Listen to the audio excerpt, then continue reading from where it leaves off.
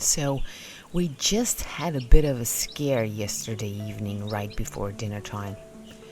As we checked up on the youngest members of the family, one of the Jersey giant chicks was laying down flat on his belly, legs behind him. So, of course, we immediately picked him up and he felt really cold to the touch. Obviously, the first thought that crosses one's mind in such a moment is the very worst thought. But I'll tell you all about that in just a minute, right after I welcome you back to the Toxandria Homestead channel, where our goal is to set up an urban homestead in the middle of the city on less than a quarter acre of dirt. Yes, you heard that correct. Not soil, but just plain dirt. And become as self-sustainable as an urban homestead can become on this very limited space. We're including everything from growing herbs, fruits and vegetables both indoors and outdoors as well as in a greenhouse, to breeding chickens, rabbits, worms, you name it, all for a steady egg, meat, protein and pellet supply. On top of that, we try to incorporate a biodynamic way of gardening as well as the Korean natural farming method, but also a plain and simple compost and rainwater approach, just to find out which one of these methods will prove best in the long run. Along the way, we share everything with you, the good, the bad, the ugly and the really ugly, so you can learn and grow together with us, and we both can reap the benefits of this adventure. So, if all of this sounds like a journey that you want to be a part of, what are you waiting for? Just hit the subscribe button and click on the bell icon so you will be notified every time we upload a new video. Just a small note here, although our uploading schedule might not be on set times but rather as it fits into our lives, this is real life, you see, not a pre-scripted soap opera. We do want to make up for this small inconvenience by being present for you down below in the comment section for about roughly an hour every time we publish a new vlog.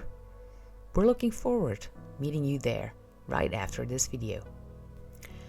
So, back to this little fellow here, or girl, as we are not sure yet what we have here, a boy or a girl. But that aside, the chick luckily showed some signs of life by blinking with his eyes a few times and opening and closing his beak. No room for thinking straight in such a devastation, so I immediately started to breathe warm air onto him while we plugged in a spare incubator to let that warm up to 37.5 degrees Celsius. After just a few minutes, the incubator reached the desired temperature and we put the little chick in there.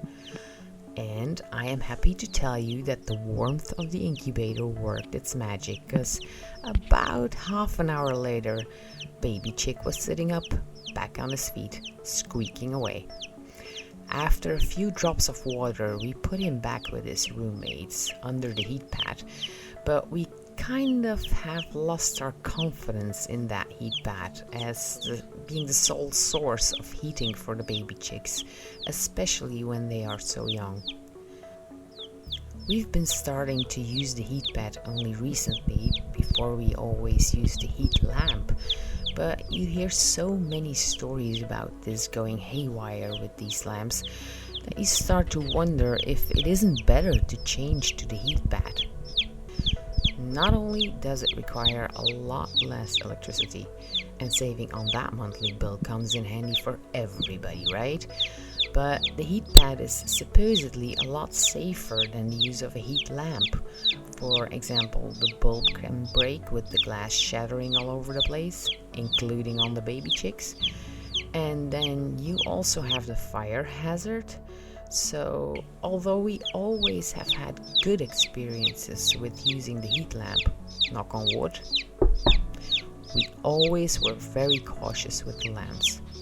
But you know, you hear about it and you read about it, and then there comes a point when you start questioning yourself if it maybe would not be better to make the switch from the heat lamp to the heat pad. So this year we decided to give in and buy 2 heat pads and stop the use of the heat lamps inside the house.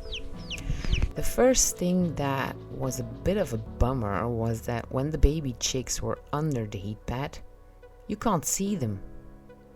Now, that is very normal and something to be expected, but when you are so used to using the heat lamp, you are used to being able to watch the chicks at all times. So every checkup is easy.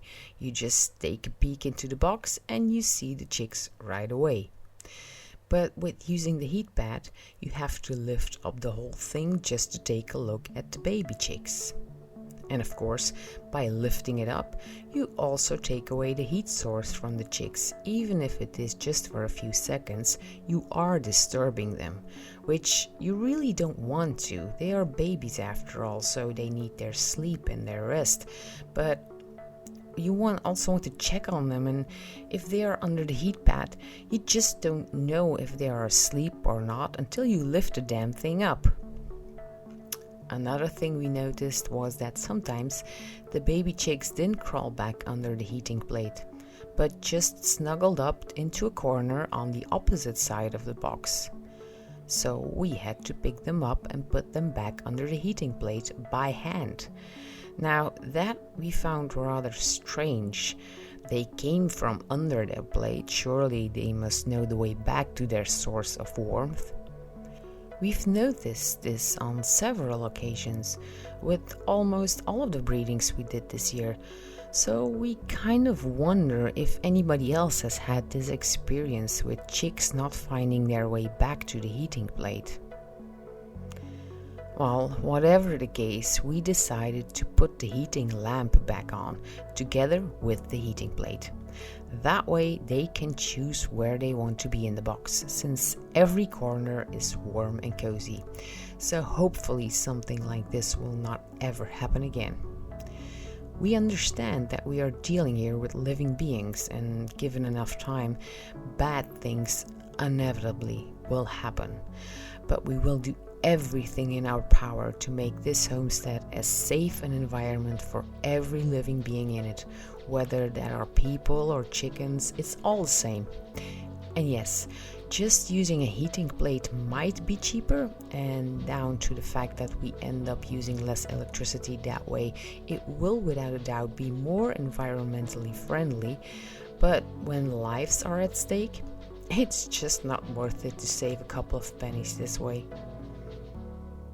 As you can see, he's doing really fine right now, even a bit mischievous at times, jumping on and poking his roommates. So we have our highest hopes that he will be just fine in the end. And while we normally do not name our baby chicks, to end this video on a happy note, we would like to introduce you to Jesus, who literally made his way back from the dead. Hey, what can we say? It was Easter Monday after all.